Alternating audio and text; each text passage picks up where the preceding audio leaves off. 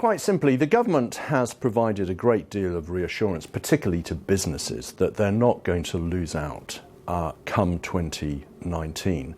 And that has actually led to quite a nice recovery in business confidence. Even things like investment intentions are picking up for industries in manufacturing. But the problem is that these negotiations are going to be tough, probably much tougher than Theresa May indicated in her speech last Tuesday. And we think that, they are going to be prone to setback. As she said herself, to deal with Europe, you basically have to be prepared to walk out. So this revival in business confidence, we think, is pretty fragile and unfortunately prone to disappointment. So yes, in the short term, we're looking stronger than we thought, but over the longer term, the cost of Brexit will certainly take its toll on this economy. And you're actually seeing business investment going negative in 2018? Well, it's because the government have successfully put a floor under business confidence with their various reassurances that they've given to business leaders. And of course, business confidence has picked up quite nicely over the last 2 or 3 surveys.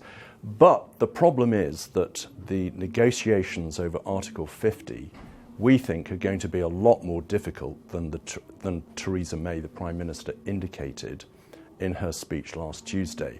Prone to setback, as she said, you have to be prepared to walk away. So business confidence has revived, but that revival is pretty fragile and prone to disappointment. We don't really think that there's going to be very much investment this year or next. And couple that with the fact that you think consumer spending is going to turn lower this year as well. I mean, that leaves government spending and exports as the only real drivers of growth.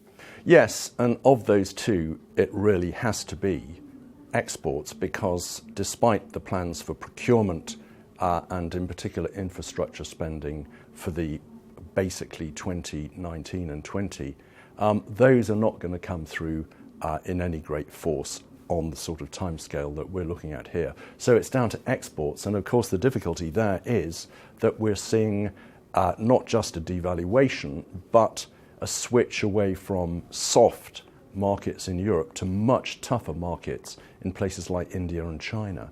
What about the pound? What are your expectations for the pound for the next 18 months or so?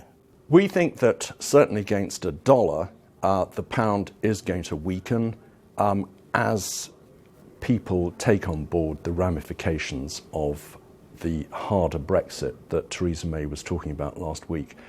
It is going to be extremely difficult to replace those markets in Europe elsewhere, and that's going to require a pound that is cheaper and basically an export situation which is more profitable.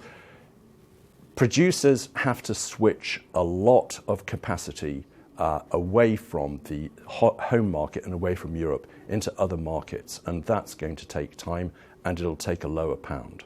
Now, a lot of people will listen to this and say, well, hang on a minute, most of the economic forecasting profession told us there'd be this great downturn immediately after the referendum vote. It didn't happen. Why should we believe what you say now? We didn't. Our forecast right the way through last year was for 2% plus.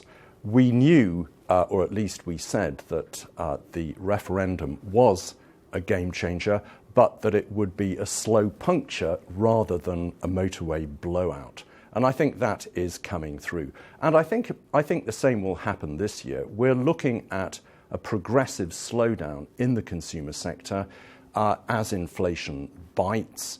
And so the initial few months figures could be okay, but it's really this time next year that you'll be looking at the really weak retail sales and other consumer figures.